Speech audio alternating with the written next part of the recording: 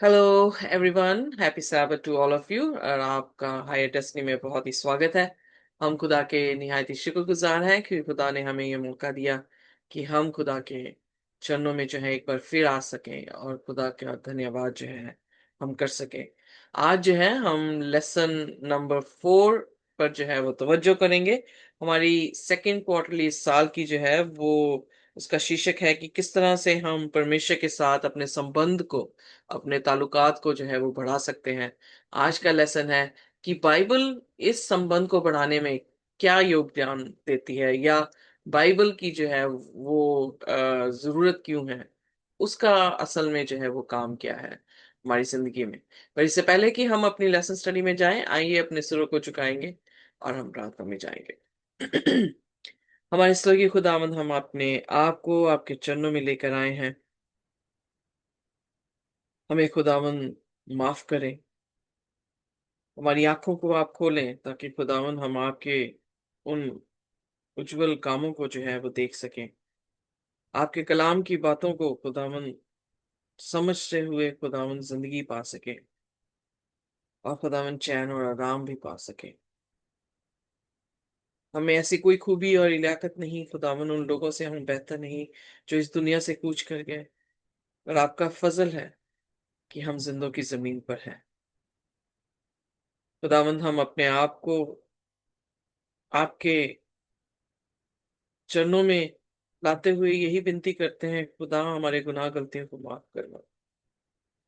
हमारी सोचों में से भी जो गुनाह निकले हैं खुदावन, उसकी में माफी चाहते हैं।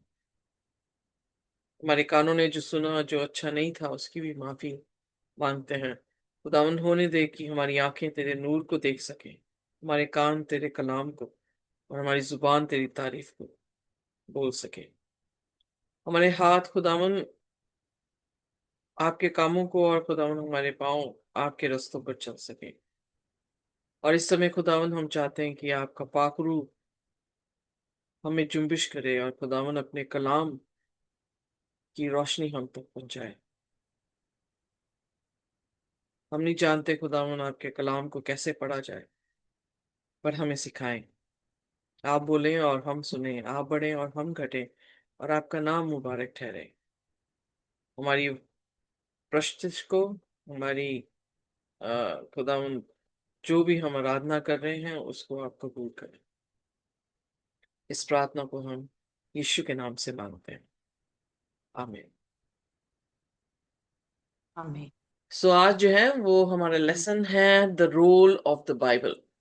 वेल, बाइबल जो है वो क्यों इतनी इम्पोर्टेंट है, और इस बाइबल से हमें क्या फायदा होने वाला है? बहुत सारे लोग सोचते हैं कि बाइबल को अगर हम नहीं भी पढ़ते हैं और सिर्फ अपने खुदा के साथ अपने ताल्लुकात रखते हैं, तो क्या वो सही है? कुछ लोग जो हैं वो बाइबल को अ, जैसा दिल चाहता है वैसे उसे पढ़ते हैं। क्या वो सही है? या कुछ लोग जो हैं वो अ, बाइबल को जैसा उन्हें चाहिए वचन, वैसा वचन खोल के पढ़ते हैं। जब हम छोटे थे तो बाइबल को ऐसे ही ओपन करते थे और सोचते थे कि जो भी खुदा हमें वचन देना चाहता वो दे दे, और हम उसे पढ़ लेते थे। क्या बाइबल कोई मायने रखती है? और अगर मायने रखती है तो क्या ये तरीके जो हैं वो बेहतरीन है या नहीं है? इसके बारे में आज चर्चा करेंगे। और आइए देखते हैं अपनी याद करने की आयत, जो कि इब्रानी उसका 4 और उसकी 12वीं आयत है। ऐसा पढ़ दें, इब्रानी उसका 4 और उसकी 12वीं आयत। क्योंकि परमेश्वर का वचन जीवित और प्रबल और हर एक दो धारी तलवार से भी बहुत चोखा है, और प्राण और आत्मा को और गांठ गांठ और गुदे गुदे को अलग करके आर पार छेदता है, और मन की भावनाओं और विचारों को जांचता है। आमेन। सो आपको यहाँ पर जो है वो कौन सा वर्ड जो है अच्छा लगा, या क्या समझ आया? यहाँ पे पौलुस इब्रानियों की पुस्तक में जो है वो वचन के बारे में लिख रहा है। तो क्या पावरफुल हम्म, है वचन में? पहली बात, परमेश्वर का वचन जीवित है, हम्म। प्रबल है। लाइक वो दो धारी तलवार, जैसे कि वो हमारी आत्मिक और शारीरिक दोनों जीवन को माप सकता है। मतलब गांठ गांठ और गूदे गूदे को अलग करके चेतता है, और मन की भी भावनाओं और विचारों को जांचता है। तो दो धारी तलवार जो होती है वो आर पार कर देती है, चाहे वो हमारे शारीरिक हो, चाहे वो हमारी आत्मिक हो, चाहे वो हमारे मन के विचार हो। हम्म। तो यहाँ पर और कुछ, कोई और बोलना चाहे? जी, division of soul and spirit and the joint and marrow, जहाँ पे कुछ नहीं जा सकता है, मतलब इतना जो माइन्यूट है, जो स्पेस में वहां पे जाता है वर्ड ऑफ गॉड। सो हर एक चीज में वर्ड ऑफ गॉड जा सकता है, आई फील। जी exactly. So okay, so let's split each word. यहाँ पे लिखा है for the word of God is living. Living का मतलब क्या है? कि अलाइव है। अलाइव मतलब ये नहीं कि लिटरली वर्ड्स नहीं है, बट उसका डीप मीनिंग जो मुझे समझ आता है वो ये है कि रेलिवेंट है। अगर मैं बाई चांस सपोज करो आज मैं जिंदा हूं, तो आप मेरी एग्जिस्टेंस को देख सकते हैं। आप देख सकते हैं कि मैं हूं। Are you getting me? So कलाम जो है वो लिविंग बताया गया है, यानी उसकी एग्जिस्टेंस है। सो जब एग्जिस्टेंस है तो उसको हम डिनाई नहीं कर सकते कि हम इससे बात करें चाहे ना करें, या हम इसकी बात सुने चाहे ना सुने। हमें तो पता नहीं ये है या नहीं है। एम आई राइट? और सिर्फ जी एग्जिस्टेंस नहीं है, जब हम अलाइव होते हैं तो इसीलिए बाइबल में लिखा है कि मरे हुए शेर से कुत्ता बेहतर है, क्योंकि कुत्ता जीवित है और उसके पास भौंकने की जो है वो शक्ति है। सो अगर खुदा के वचन को अलाइव कहा गया है या जिंदा कहा गया है, तो इसका मतलब उसके पास पावर है। आज इसके बारे में भी चर्चा करेंगे। फिर sharper than two edge sword, यानी जैसे एक तलवार है, उसकी दोनों धारियां धारें जो है वो तेज की जाएं, तो वो क्या दिखाती हैं? वो ये दिखाती है कि it can change the life, it can make the life. किसी को भी चॉप कर रहा है, किसी को भी जो है वो राइट कर रहा है। ओके। फिर जब हम कहते हैं कि वो गुर्दे तक, आप देखेंगे बोन जो है, मैं मेडिकल स्टूडेंट हूं तो मैं बोन की स्ट्रक्चर के बारे में बता रही हूँ। बोन जो है, उसकी मैरो जो है वो बोन के अंदर होती है। तो बोन सबसे स्ट्रॉन्गेस्ट चीज है, जिसको इवन जब डॉक्टर्स जो है ऑपरेशन करते हैं तो आरी का इस्तेमाल किया जाता है। तो आप इमेजिन कर सकते हैं कि वो एकदम से टूटने वाली चीज नहीं है। जब हम भाग रहे होते हैं तो हमारी बोन्स 10 टाइम्स मोर हमारे वेट को बेयर करती हैं, तो आप देख सकते हैं कि टूटती नहीं है। सो इतनी पावरफुल जो है वो चीज है। अगर उसके मैरो तक को वो पियर्स कर रहा है, तो आप क्या देख सकते हैं कि वो इनर थॉट्स को भी जो है, मतलब वेरी डीप जो है वो आपके अंदर जा सकता है, और आपके डीप चीजों को जो है वो निकाल कर बाहर लेकर आ सकता है। सो दूसरे शब्दों में इसका अर्थ ये है, या ये सोल और स्पिरिट, तो कई बार जो है बहुत सारे लोग जो है वो कंफ्यूज होते हैं कि हमारे बीच में शायद शरीर है, फिर सोल है, फिर स्पिरिट है। तो तीन कंपार्टमेंट्स जो है वो हमारे अंदर है। No no no, is just a phrase to make us understand कि खुदा जो है वो अंदरूनी चीजों को भी जो है वो क्या करेगा, खींच के बाहर ले आएगा। तो कलाम क्या करता है?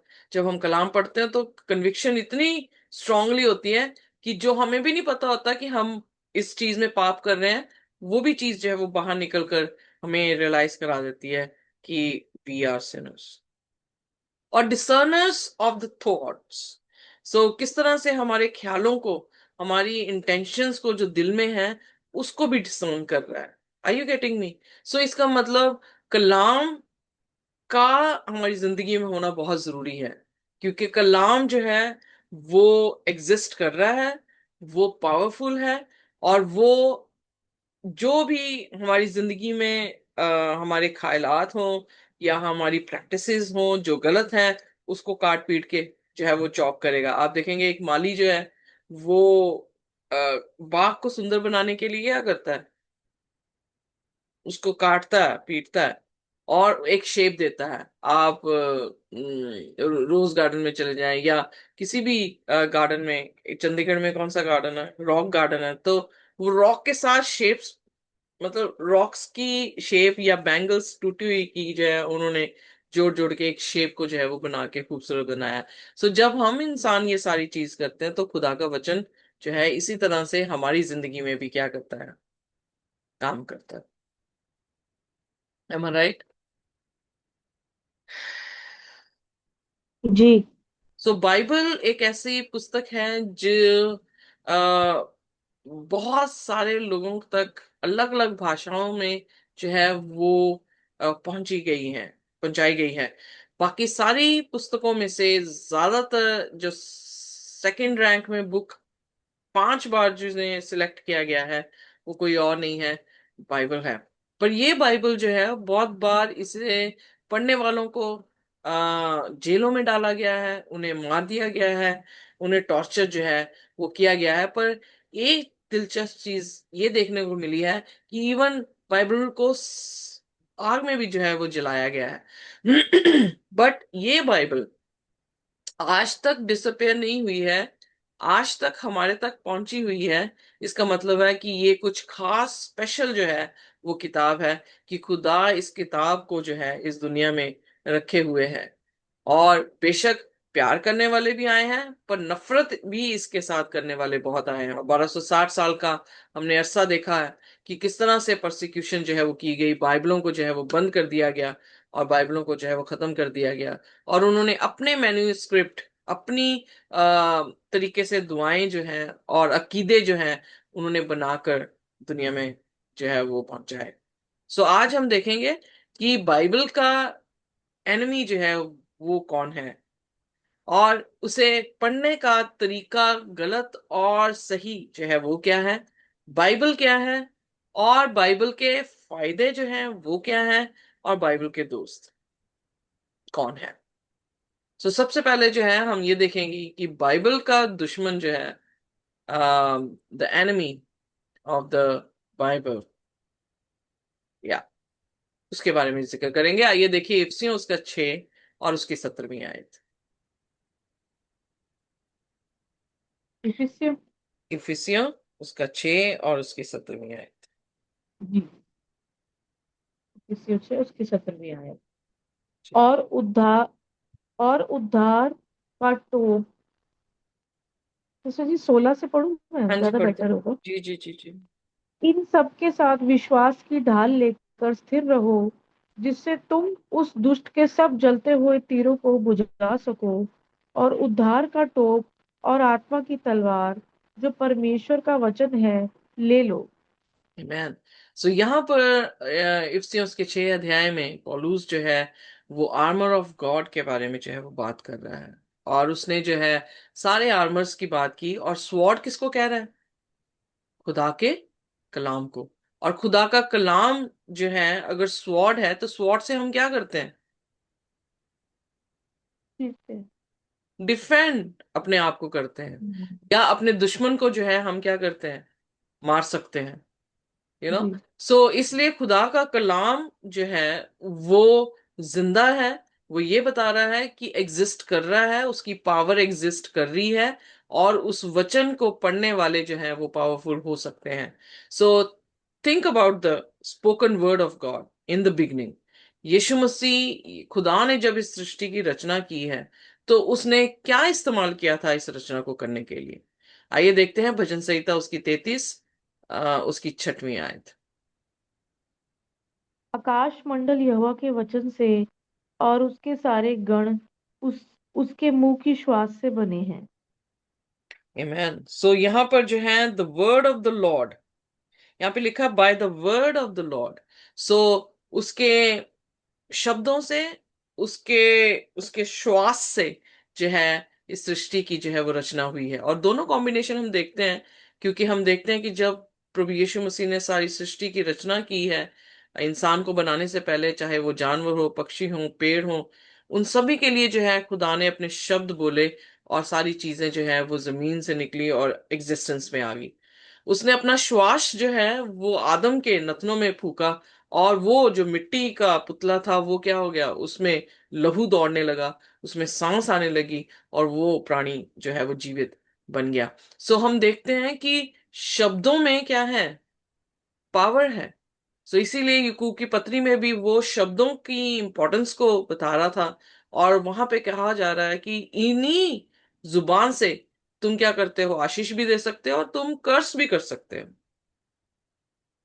सो हमारा पूरा ब्लैक बोर्ड अगर हमारे पास हो और वो सफेद हो और उसमें एक डॉट काली लग जाए, तो आप किसको देखेंगे, उस पूरे सफेद ब्लैक बोर्ड को, कि एक काली जो बिंदी है उसकी तरफ आपकी नजर जाएगी।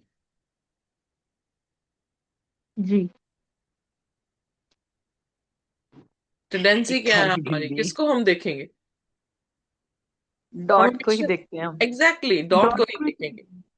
हमारी सोच डॉट को जरूर पकड़ेगी, पर क्या हम अपनी सोच बदल सकते हैं कि पूरा ब्लैक बोर्ड जो है वो साफ है, एक ही डॉट है।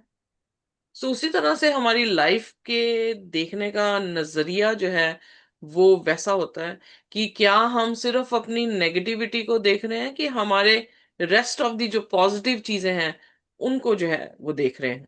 सो खुदा का वचन जो है वो आपको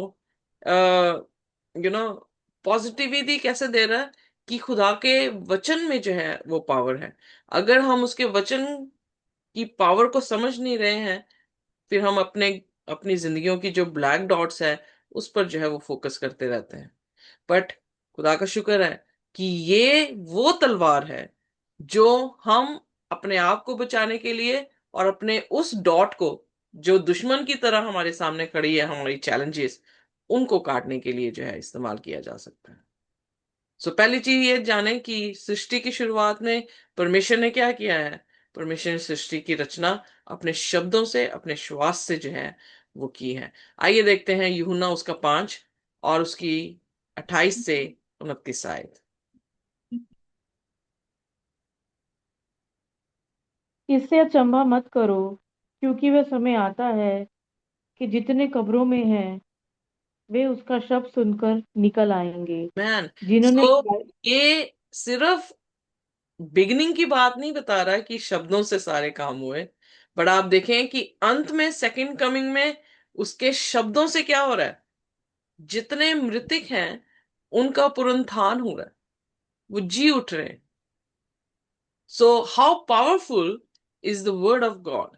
खुदा का वचन, खुदा के कलाम में कितनी जो है वो पावर है, कि वो मुर्दों को भी जो है वो क्या कर सकता है, जिला सकता है।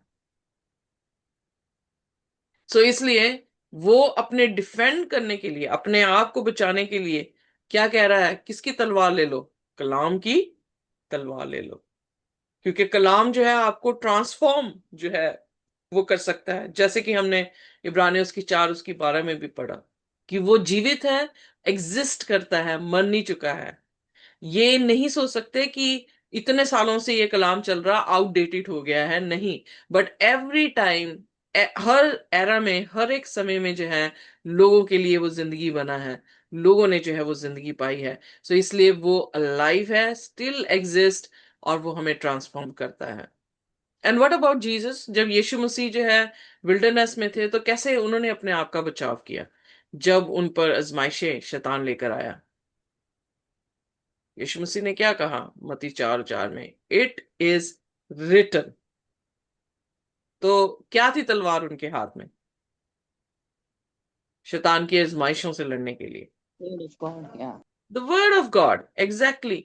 सो इसलिए खुदा का कलाम, अगर हम ये सोचें कि हम नहीं पढ़ते हैं और हम सिर्फ दुआ करेंगे, यू आर नॉट डिफेंडेड, आप प्रोटेक्टेड नहीं हैं, क्योंकि आपके पास खुदा के कलाम की तलवार ही नहीं है।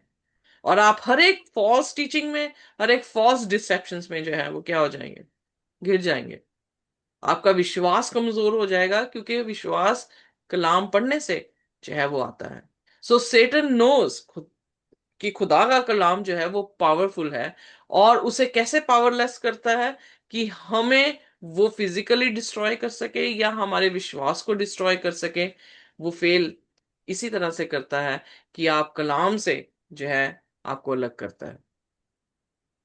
शैतान आपको कलाम से अलग करता है, और खुदा का कलाम आपको शैतान से क्या करता है? अलग करता है। और वो कैसे कलाम को तोड़ मरोड़ के जो है आप तक पहुंचाता है। सो क्रिटिसाइज कर रहा है खुदा के कलाम को। हालांकि हम देखते हैं कि जब 1260 साल तक बाइबलें बंद कर दी गई, उसके बाद जो है हम फिलाडेल्फिया की कलीसिया, जो प्रकाशित वाक्य में हम पढ़ रहे हैं, 7 कलीसिया में या पढ़े थे, आइए डसनी में आप जाके उसे पढ़ सकते हैं कि किस तरह से वो दरवाजा खुदा ने खोला जो कोई बंद नहीं कर सकता था। और उस टाइम जो है वो बाइबल सोसाइटीज ने बाइबल को जो है वो प्रिंट करना शुरू किया, और उन्हें घर घर तक जो है वो लोगों के पहुंचाना शुरू किया। सो खुदा का कलाम पहुंच गया, पर खुदा का कलाम कहाँ पे रख दिया गया है आज हमारे घरों में? शायद बेड के आसपास, शायद शेल्फों में मिट्टी और धूल जो है उसमें पड़ी है, और हम जो है खुदा के कलाम को पढ़ ही नहीं रहे हैं। सो जी। First of all we need to understand कि कलाम का दुश्मन शैतान है, और शैतान हमारा दुश्मन होता है, पर कलाम शैतान को मारने के लिए आपके लिए एक तलवार है।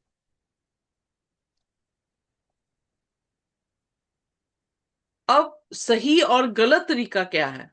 कैसे हम इसको, हमें पढ़ना चाहिए, कैसे जो है हमें इसे समझना चाहिए? आइए देखते हैं दूसरा तिमोथी उसका 2 और उसकी 15वीं आयत। दूसरा तिमोथी उसका 2 और उसकी 15वीं आयत।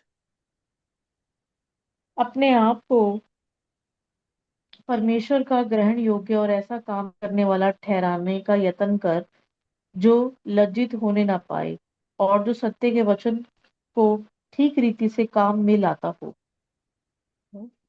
आगे पढ़ दे, 16वीं आयत, 17वीं, 16वीं और 17वीं पढ़ दे सिस्टर जी। पर शुद्ध पर अशुद्ध बकवाद से बचा रहे, क्योंकि ऐसे लोग और भी अभक्ति में बढ़ते जाएंगे और उनका वचन सड़े घाव की तरह फैलता जाएगा। इज इट सेकंड तिमोथी, दूसरा तिमोथी है सर? सेकंड तिमुथियुस, हाँ, दूसरा का 2 का 15। नहीं, 3 का 15। ओह, यहाँ यहाँ पे पे दो दो का लिखा, पंद्रह सॉरी। 3 का 15 बोल दे। 15 से 17 कर दे।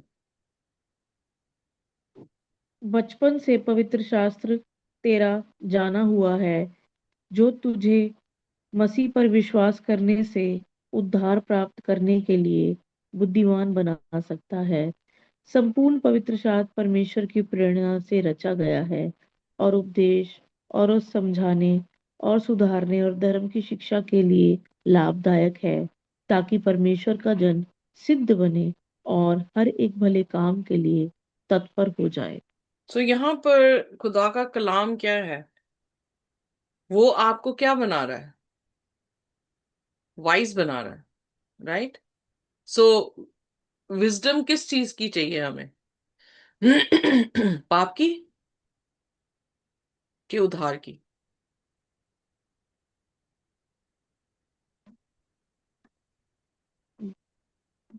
मीन्स, खुदा का मतलब, कलाम आपको बुद्धिमान बना रहा है, पर क्या हाँ जी, किस चीज की बुद्धि दे रहा है आपको? पाप की या क्या उद्धार की? खुदा कि हम पाप ना करें और उसी से हमारा उद्धार रहे, उद्धार हो। एग्जैक्टली। सो यहाँ पर हम ये देख रहे हैं कि आपको साल्वेशन की तरफ जो है वो लेकर जा रहा है, आपको वाइज बना रहा है कि कैसे साल्वेशन जो है वो हमें मिल सकती है। और वो भी किसके साथ? फेथ के साथ। किसके? फेथ, फेथ किस पे करना है? प्रभु यीशु मसीह के साथ। और फिर उसने कहा आगे कि सारा का सारा जितना कलाम है वो खुदा के जरिए से लिखा गया है। ये नहीं कि इंसानों के जरिए से, ये खुदा के जरिए से जो है इंसानों के थ्रू लिखा जरूर गया है, पर किस चीज के लिए है? कि हमारे फायदे के लिए है, हमें करेक्ट करने के लिए है, हमें इंस्ट्रक्शन देने के लिए है, राइचियसनेस के लिए, ताकि हम जो है वो क्या बन जाएं? सिद्ध बन जाएं, और परिपूर्ण किससे हो? सब भले कामों से जो है वो परिपूर्ण हो सके। सो इसका मतलब बाइबल कैसे पढ़नी चाहिए? क्या बाइबल जो है गलत तरीके से, गलत तरीका इन द सेंस कि आप सिर्फ अपना पॉइंट ऑफ व्यू ढूंढ रहे हैं और आप अपनी समझ के साथ जो है उसे लाइक उसे इंटरप्रेट करना चाह रहे हैं कि अगर आपको ये चाहिए कि हाँ मैं शराब पी सकता हूँ, तो आपने बहुत सारे लोग जो हैं वो काना गलील का जिक्र करते हैं कि यीशु मसीह ने भी जो है वो शराब बनाई। फिर वो बहुत सारी बार बार जो है वो नीति वचन का वचन कहते हैं कि सुलेमान ने कहा कि थोड़ी पी लेनी चाहिए। क्योंकि अपने आप को जो है वो प्रोटेक्ट करने की कोशिश करनी है, तो वो क्या कहते हैं करते हैं अपने पॉइंट ऑफ व्यू को लेकर जो है आ, वो कलाम को जो है उठाते हैं। क्या ये राइट है? क्या वो कलाम उन्हें उद्धार की तरफ लेकर जाएगा? क्या ये कलाम उनको करेक्शन कर रहा है, या ये कलाम उनको सिद्ध बना रहा है?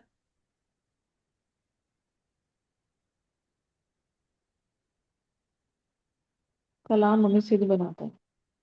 या बट अगर हम इनकम्प्लीट कलाम जो है वो ले रहे हैं जहां पर ये आयतें हम भूल गए कि शराब पीने वाला स्वर्ग की बादशाहत में नहीं जाएगा, तो हम कैसे जो है वो सिद्ध बन सकते हैं?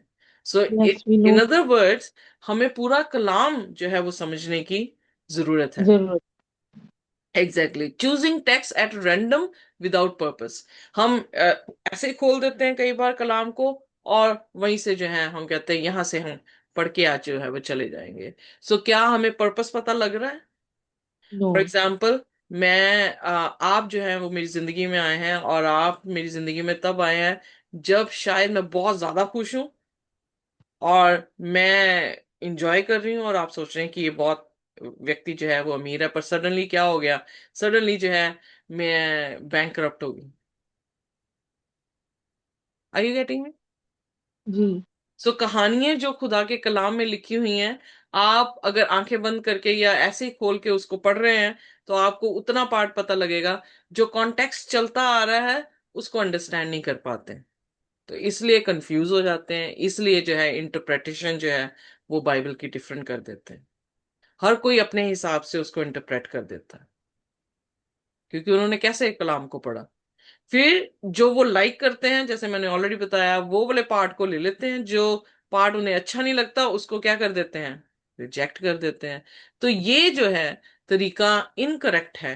पर करेक्ट जो तरीका या करेक्ट फॉर्म क्या है?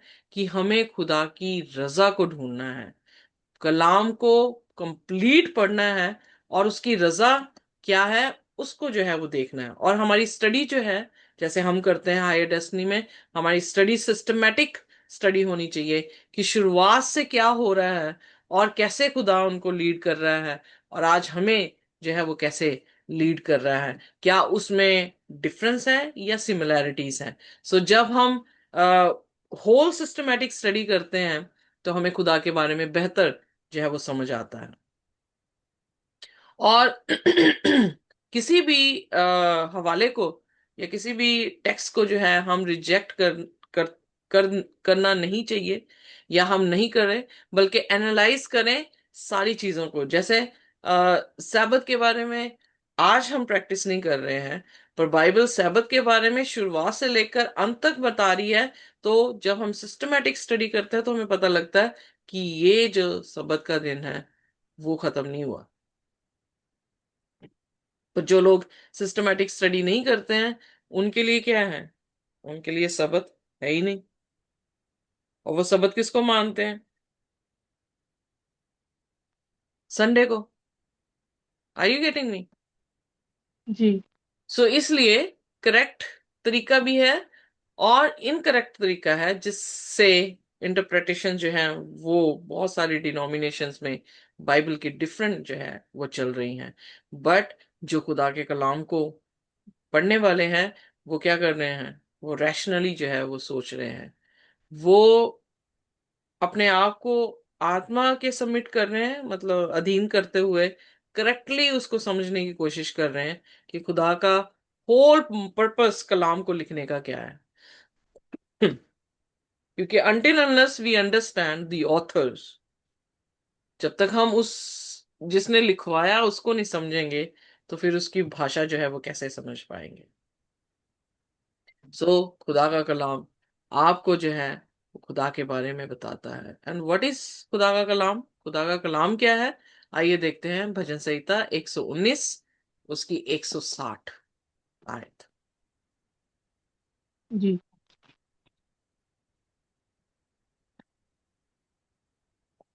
160 आयत।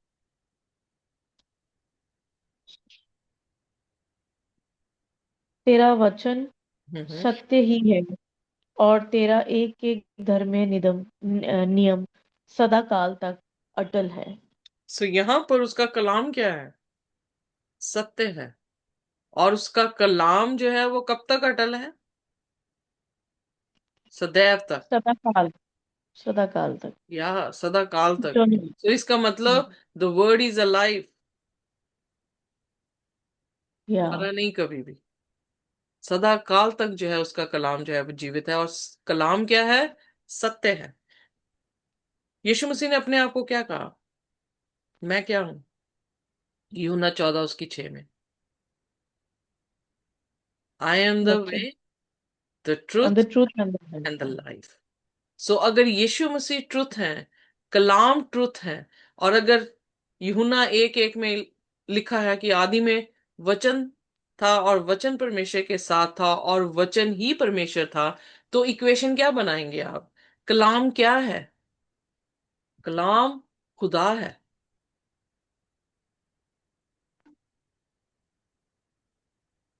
जी। और ये आमीन। कलाम जो खुदा खुदा है या सत्य है, वो कभी बदलता नहीं है। क्योंकि यीशु मसीह के बारे में इब्रानियों 13 उसकी 8 में लिखा है, खुदा आज, यीशु आज कल और अब तक एक सा है। सो हम्म। अगर यीशु नहीं बदल रहा तो क्या कलाम बदल जाएगा? और अगर कलाम बदल गया है, सुनाने वाले कह रहे हैं कि कलाम बदल गया है, तो फिर कौन बदला? कलाम के सुनाने वाले बदल गए? कलाम बदला ना कि ना। सुनने वाले या पढ़ने वाले बदले हुए हैं? और उनके तरीके पढ़ने के जो है वो बदल गए हैं। और फिर हम ये देख रहे हैं कि ये ट्रुथ, एब्सोल्यूट ट्रुथ जो है, कलाम को जो है वो कहा गया है। और यीशु मसीह ने यूहन्ना उसकी 17 में भी इसी तरह से जो है वो बयान किया है। आइए पढ़ देते हैं यूहन्ना 17 उसकी 17। जी। Thank you. अ, सत्य के द्वारा उन्हें पवित्र कर, तेरा वचन सत्य है। आमेन। सो अब यीशु मसीह जो है जब दुआ कर रहे हैं गतसमनी में, तो वो भी क्या कह रहे हैं? तेरा कलाम क्या है? सत्य है। और फिर उसके बाद आइए देखते हैं नीति वचन उसका 30 और उसका 5वां वचन, जो ये बताता है कि कितना प्योर है ये सत्य। इसमें कोई भी झूठ की मिलावट नहीं है, बिल्कुल खरा है। पढ़ दे मेरे साथ भजन संहिता प्रोवर्ब, सॉरी, नीति वचन उसका 30 और उसका 5वां वचन। परमेश्वर का एक एक वचन ताया हुआ है, वह अपने शरणागतों की ढाल ठहरा है। आमेन। सो इसलिए Amen। गॉड जो है वो भी वचन है, खुदा का वचन ढाल है, और वो बिल्कुल प्योर है। उसमें कोई भी झूठ जो है वो नहीं खुदा ने डाला है। तो झूठ किसने डाला? बागे अदन में भी हवा को झूठ किसने बोला कि तू कदैव नहीं मरेगी, कदापि नहीं मरेगी, सॉरी, कदापि नहीं मरेगी। ऑपोजिट जो स्टेटमेंट दी वो किसने दी? शैतान ने दी। सो इसलिए खुदा का वचन बिल्कुल प्योर है, उसमें कोई भी जो है वो झूठ नहीं है, वो बिल्कुल सत्य है। इसीलिए जो है इस तरह से बयान किया गया है कि खुदा का कलाम बिल्कुल खरा है और वो हमारी शील्ड है। और फिर 6वीं आयत में क्या लिखा है सिस्टर जी? 30 की 6 प्रोवर्ब्स। उसके वचनों में कुछ झूठ नहीं। मत बढ़ा, ऐसा ना हो कि वे तुझे डांटे और तू झूठा ठहरे। सो यहाँ पर जो सबसे बुद्धिमान व्यक्ति सुलेमान जो है वो क्या कह रहा है कि हम इस कलाम में कुछ भी बढ़ाए ना। और यही प्रकाशित वाक्य बंद करते टाइम यीशु मसीह ने क्या कहा? जो कोई भी इसमें बढ़ाएगा, जो कुछ भी इसमें से घटाएगा, वो स्वर की भाषा में, पैराफ्रेज कर रही हूँ, वो स्वर की भाषा में जो है वो नहीं जा पाएगा, क्योंकि 22वें अध्याय में जो है इसका जिक्र जो है प्रभु यीशु मसीह के शब्दों में जो है वो किया गया है। आइए देखते हैं प्रकाशित वाक्य उसका 22 अध्याय जी, 22 और उसकी 19 आयत, ओके। 18 और 19 दोनों पढ़ने हैं। मैं हर एक को जो इस पुस्तक की भविष्यवाणी की बातें सुनता है गवाही देता है, यदि कोई मनुष्य इस इन बातों में कुछ बढ़ाए तो परमेश्वर उन विपत्तियों को जो इस पुस्तक में लिखी हैं उस पर बढ़ाएगा।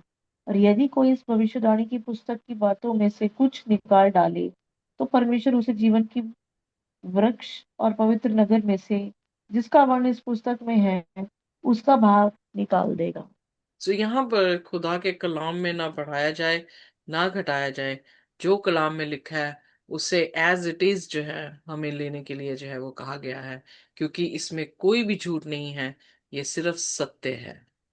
ये खरा, तपा हुआ, सोने जैसा प्योर जो है वो कलाम है। सो इसलिए अगर कोई ये क्लेम करे कि हमें कलाम नहीं पढ़ना चाहिए, तो वो पर्सन जो है वो क्या है, टोटली रॉन्ग है। अगर कोई ये कह रहा है कि मैं ओपन कर रहा हूँ जहां से ताकि खुदा मुझसे बात करे, तो this is also not the right way कि हम जो है बाइबल को इस तरह से लें, और या फिर अपने आप को सपोर्ट करने के लिए वो आयतें जो है वो पेश करें जिससे आप अपने आप को डिफेंड कर रहे हैं, तो वो भी जो है वो राइट नहीं है। सो बाइबल की इंटरप्रिटेशन जो है वह तभी राइट हो सकती है जब हम खुदा के कलाम को एज अ होल लेते हैं, अंडरस्टैंड करते हैं सिस्टमेटिक स्टडी के साथ कि खुदा की रजा जो है वो क्या है। आइए देखते हैं कि इसके बेनिफिट्स क्या है। I believe it's about benefit. भजन संहिता उसका 119 और उसकी 11 आयत।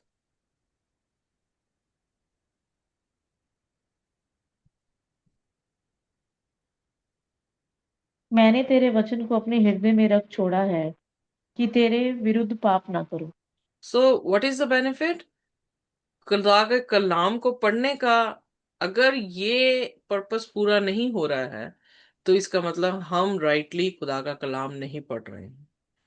खुदा का कलाम मैंने अपने दिल में रख छोड़ा है ताकि मैं क्या करूं, पाप, तेरे ना करूं। विरुद्ध में पाप ना करूं। सो एक पाप हम अपने देह के विरोध में करते हैं, और हम पाप खुदा के विरोध में करते हैं। सो इसलिए इसका मतलब खुदा का कलाम हमें क्या कर रहा है, पावरफुल बना रहा है ताकि हम खुदा के विरोध में पाप ना करें, और जो पाप ना करेगा वो क्या है, धर्मी है। आमीन। सो इसलिए खुदा का कलाम पावर रखता है। इमेजिन करें कि अगर आप सिन को होल्ड कर रहे हैं तो मौत आ रही है, अगर कलाम को होल्ड कर रहे हैं तो जिंदगी आ रही है। बिकॉज कलाम आपको पाप करने ही नहीं दे रहा। कलाम, अगर आपके हाथ में कलाम है तो किससे आप पाप को पकड़ेंगे? अगर कलाम आपके दिल में रख छोड़ा गया है, तो कहाँ आके पाप जो है वो बसेगा? इसका मतलब खुद अगर पाप बस रहा है तो खुदा का कलाम जो है वो क्या है, आपके हृदय से बाहर है। सो इसलिए it makes us see our self as we truly are. खुदा का कलाम, जैसे हमने इब्रानियों में पढ़ा है कि वो जीवित है, पावरफुल है, हमारे गुर्दों में जो है वो उसे पियर्स करके जा रहा है, हमारी इंटेंशंस को जो है वो देख रहा है, हमारे थॉट्स को जो है वो पकड़ रहा है। तो इसका मतलब जो हमारे अंदर है, जो हम असलियत में हैं, चाहे हम जितना मर्जी मास्क ऊपर डाल के अपने आप को होली होली पवित्र दिखाने की कोशिश करें, पर खुदा का कलाम जो हमारे दिल के अंदर पाप है उनको भी क्या नहीं कर रहा है, हमें दिखा दे रहा है। और जब हम पाप को देखते हैं तो क्या करते हैं, ओ नो, ये नहीं करना चाहिए मुझे, तो हमें वो पाप से क्या कर रहा है, अलग कर देता है। ये वो खुराक है जो यिर्मयाह उसका 15 उसकी 16 आयत में कहा गया है कि हमारी रूह की खुराक है। आइए पढ़ते हैं यिर्मयाह उसका 15 उसकी 16वीं आयत।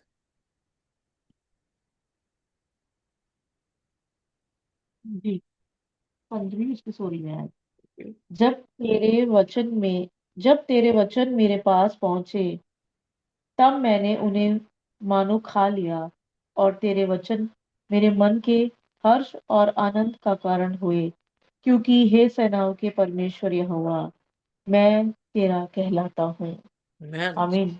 कौन उसका कहलाता है? जो उसके वचन को लेता है। सो कहता कि जब मैंने तेरे वचन लिए तो क्या, मैंने उसे ऐसे जैसे खा लिया हो। सो एक कलाम जो है, वचन जो है, वो हमारी रोटी है। खुदावंद यीशु मसीह ने अपने आप को एक जीवित रोटी कह के जो है वो बुलाया है। सो अगर जीवित रोटी है is equal to word of God, and when we hear the word of God we are taking that that food into our soul. और फिर आइए देखते हैं पहला पतरस उसका 2 अध्याय और उसकी 2 आयत। एक तो चीज है कि कलाम आपको खुशी दे रहा है, जो कि यिर्मयाह यहाँ पे कह रहा है। आपको रिजॉइस, आपकी मतलब joy and rejoicing of my heart. So यानी आप आनंदित हैं किसमें? जब बैंड बाजे बज रहे हो, जब आपके पास पैसे हों, जब आपके बच्चे जीवित हों, तब आप खुश हैं? नहीं, जो खुदा के कलाम के साथ जुड़े हैं वो अपनी समस्याओं में भी क्या होंगे? खुदा पर भरोसा करेंगे और खुश रहेंगे।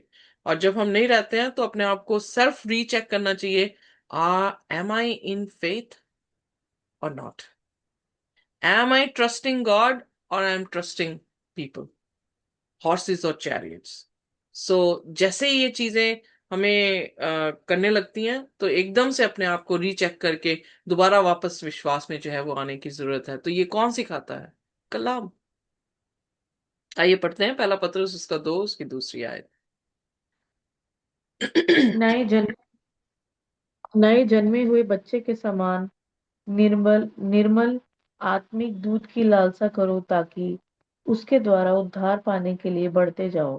आमेन। सो क्यों? नए जन्मे बच्चे की तरह हमें कौन सा प्योर दूध है? इंग्लिश में लिखा pure milk of the word, that you may grow. So इसका मतलब हमारी बढ़ोतरी कैसे होगी? खुदा के कलाम से, जो कि प्योर मिल्क है। Wow, this is the verse I think. Pure milk. मुल्क के नाम में क्या था? दूध और हनी, मधु की नदियां बहेंगी। क्या मतलब है? खुदा का कलाम मधु से भी मीठा है। खुदा का कलाम प्योर मिल्क है। So what does that mean? कि एक ऐसा एक ऐसी देश मैं तुम्हें दूंगा जहां पर मेरा कलाम जो है वो फलवंत होगा, और तुम मेरे कलाम में जो है वो ग्रो होगे। सो जब हम अभी पढ़ भी रहे हैं अपनी लेसन्स जो गिनती की पुस्तक तक हम पहुंच चुके हैं, वहां पर भी क्या देखने को मिल रहा है? दूसरे देशों के पास खुदा के हुक्म नहीं थे। दूसरे देशों के पास हेल्थ लॉ नहीं थे। उनके पास साल्वेशन के लॉ, जो कि सेरेमोनियल लॉज थे, वो नहीं थे। उन्हें किस तरह से रहना चाहिए, उनका कैंप कैसा होना चाहिए, उनकी सफाई होनी चाहिए, डिजीज प्रिवेंशन कैसी करनी है, डिजीज जो है वो हील कैसे करनी है, ये सारे लॉज खुदा ने इज़राइल को दिए थे, दूसरों के पास नहीं थे। कल ही हमने पढ़ा कि कनानी जो थे वो क्या कर रहे थे। व्यवस्था ने बताया कि वो अपने बच्चों को अपने भगवानों के लिए आग में जो है वो फेंक रहे थे, वो जादूगरी कर रहे थे। उनके मेथड अपनी जिंदगी को जीने के लिए डिफरेंट थे, पर खुदा के लोगों के मेथड अपनी जिंदगी को जीने के लिए एक तरतीब, एक डिसिप्लिन में जो थे उन्हें दिए गए थे। सो वो एक ऐसी देश में लेकर जा रहा था, जो देश तो वही था, दुनिया ही थी, बट उसका राज्य या उसको राज करने वाला कौन था? द वाइजेस्ट गॉड और उसका कलाम। Are you getting me? So इसलिए दूध की नदियां या मधु की नदियां बह रही हैं, उसका अर्थ यही है कि खुदा की विजडम उसके कलाम से जो है उस जगह पे बह रही होगी। कलाम ही है जो हमें क्या कर रहा है? खुदा के बीच में ग्रो करा रहा है, और कलाम ही है जो जिंदगी दे रहा है। यूहन्ना उसका 6 और उसकी 63 वर्स, आइए देखें। जी, थैंक यू। होना चाहिए उसकी 63 वर्ष। ये है, आत्मा तो जीवनदायक है, शरीर से कुछ लाभ नहीं। जो बातें मैंने तुमसे कही हैं वे आत्मा है और जीवन भी है। आत्मा शब्द जो है ओरिजिनली अगर हम देखें तो वो हवा या ब्रेथ जो है उसका अनुवाद करता है। सो अगर वो कह रहा है कि एक ब्रेथ के पास जिंदगी है, शरीर तो कुछ भी नहीं है, क्योंकि शरीर का पुतला तो आदम को बना रखा था पर उसमें खून नहीं दौड़ा, उसकी आंखें नहीं चली, उसका जिस्म नहीं दौड़ा। तो जैसे ही सांस फूका गया तो वो जीवित प्राणी जो है वो बन गया। तो खुदा का वचन क्या है, हमने ऑलरेडी देख लिया कि खुदा ने सृष्टि की रचना कैसे की, अपने कलाम से, अपने श्वास से। सो उसका श्वास जो आत्मा यहाँ पे कही गई है, यानी उसका श्वास जो है वो जिंदगी है, उसके कलाम में जो है वो जिंदगी है। और हम कितने मूर्ख हैं कि उसके कलाम को ही हम पढ़ना नहीं चाहते।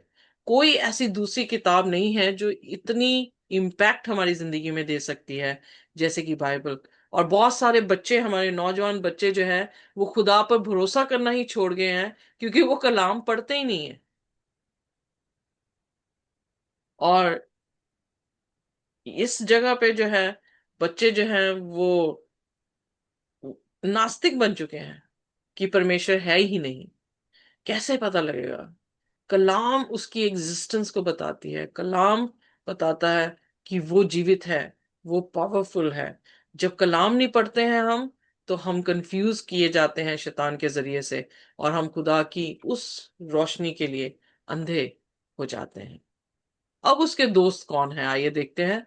पहला तस्लोनियन उसका 2 अध्याय और उसकी 13वीं आयत।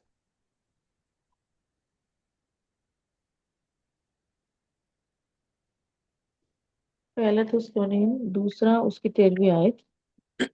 इसलिए हम भी परमेश्वर का धन्यवाद निरंतर करते हैं कि जब हमारे उद्धार सॉरी कि जब हमारे द्वारा परमेश्वर के सुसमाचार का वचन तुम्हारे पास पहुंचा, तो तुमने उसे मनुष्य का नहीं परंतु परमेश्वर का वचन समझकर, और सचमुच ये ऐसा ही है।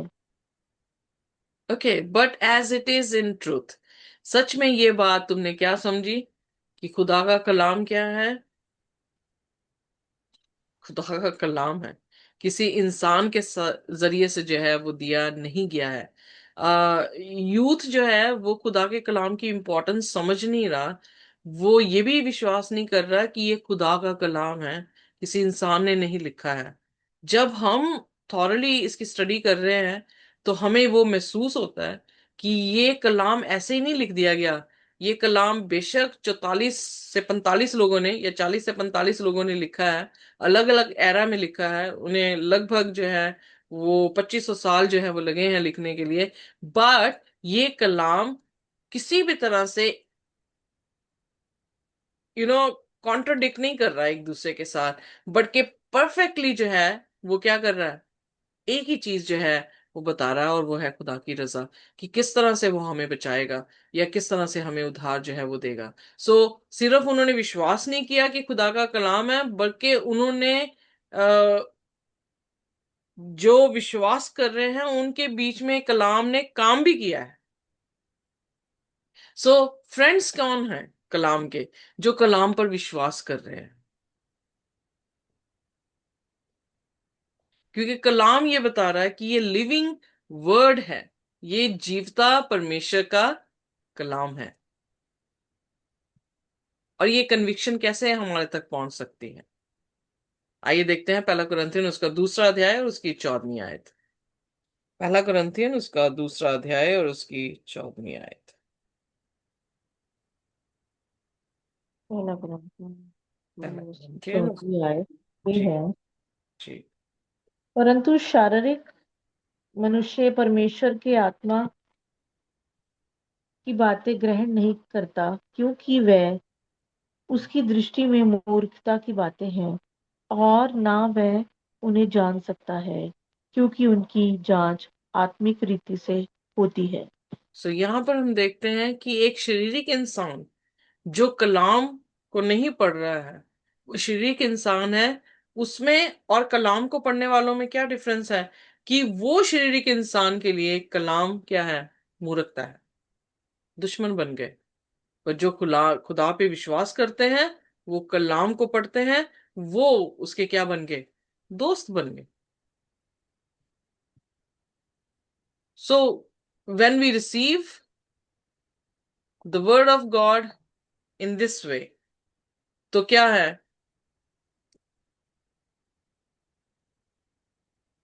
जैसे कि it shows us the state of our relationship with God. क्या आप जब कलाम पढ़ रहे हैं, आपको ये महसूस हो रहा है कि कलाम जो है वो हमारे संबंधों को खुदा के साथ कैसे है, उसका जिक्र कर रहा है? जब हम कलाम पढ़ रहे हैं, क्या हमें ये पता लग रहा है कि हमें अपने रिलेशनशिप को कैसे स्ट्रेंथन करना है? जब हम कलाम पढ़ रहे हैं, क्या हम एक्सपीरियंस कर रहे हैं कि आहिस्ते आहिस्ते हम में तब्दीली आ रही है? जब हम कलाम पढ़ रहे हैं, तो क्या हम खुदा के करीब जा रहे हैं या खुदा से दूर जा रहे हैं? कई बार जो है हमारी पोस्ट बहुत सारी चीजों को जो है बयान करती है। हम बात कर रहे थे और हमने देखा किसी किसी की आईडी जो है फेसबुक में, हमने देखा तो वहां पर हम पिक्चर्स जब देख रहे थे तो हमने कहा कि इसके हस्बैंड की पिक्चर क्यों नहीं दिख रही है? तो हमारी हमारी जितनी भी अपडेट्स हैं, आप चाहे स्टेटस में अपडेट्स डाल रहे हो, चाहे आप फेसबुक में अपडेट कर रहे हो, आपकी अपडेट्स आपके स्पिरिचुअल स्टैंडर्ड्स को भी बता देती है। कई बार मेरे भी स्पिरिचुअल स्टैंडर्ड्स को बता देती है कि मेरा वे विच सिचुएशन आई एम इन। सो क्या हमारा खुदा का कलाम को पढ़ना हमें खुदा के करीब जो है वो लेकर जा रहा है या नहीं? या हमें वाइज बना रहा है कि हमें साल्वेशन तक कैसे पहुंचना है? क्या आपके पास जीपीएस है कि आप हेवन तक कैसे पहुंचेंगे? कौन सी रोड आपको लेकर जा रही है? क्या आप उस रोड पर हैं या नहीं है?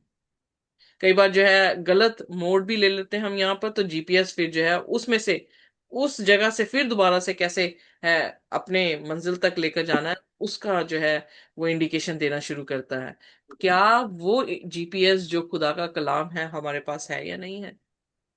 Are we growing in the knowledge of the truth, जो कि खुदावन खुदा खुद है? क्या हमारा विश्वास ग्रो हो रहा है कि डाउन हो रहा है, स्ट्रेंथन हो रहा है कि नहीं हो रहा है? तो क्या पढ़ रहे हैं हम खुदा के कलाम से? क्या हमारे पास कोई आशा है? और क्या हम अवेयर हैं कि ये दुनियावी चीजें व्यर्थ हैं, स्वर्गीय घरों की इटर्नल वंडरफुल लाइफ जो है वो हमारी इंतजार में है? और क्या हम उसके इंतजार में हैं? मैटर ये करता है कि आप बाइबल को कैसे लेते हैं। बाइबल का जो रोल है वो यही है कि आप खुदा के साथ अपने ताल्लुकात को बढ़ा सकें, आपका विश्वास बढ़ जाए, दुनिया की चीजों पे आपकी नजरें ना रहे, और आसमानी घरों में आप अपनी नजरें लगा के रखें, और खुदा का शुक्रिया अदा जो है हर एक उस नेमत के लिए करते रहें जो आपको नेमत लग भी नहीं रही है। बट व्हाट अगर आज आप मर जाते हैं,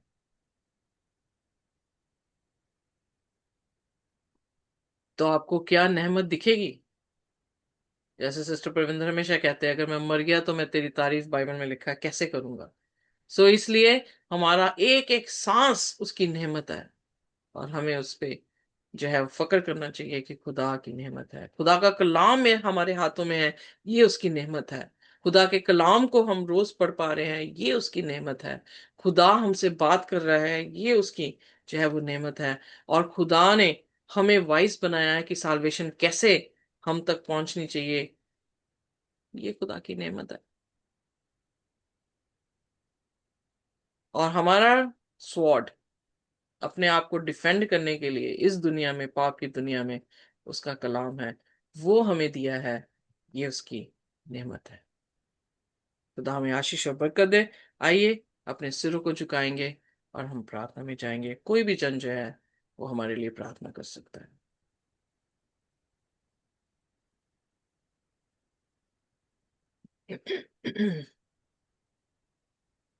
आइए प्रार्थना करते हैं। प्यारे खुदावन, तेरी शुक्रगुजारी करते हैं जो तूने हमें दिया प्रभु जी। हम जीवित हैं और आपका वचन जो दा जो दो धारी तलवार के नाई है खुदावन, जो आत्मा और हृदय और हर चीज को मापता है खुदावन खुदा। हम आपके आगे क्या बोलें खुदावन। हम तो बड़ी हमारे अंदर कोई ऐसी बड़ी बात नहीं खुदावन, ना कोई ऐसी खूबी है, ना कुछ कुछ ऐसा अच्छा है खुदावन, लेकिन ये तेरा फजल है जो आप हमें लेके चलते हैं। कादर मुकलद खुदावन, तेरे कलाम ने ही हमारी जिंदगियों को अब तक संभाला है खुदावन। तेरे वचन ने ही हमें जीवित रखा है। और खुदा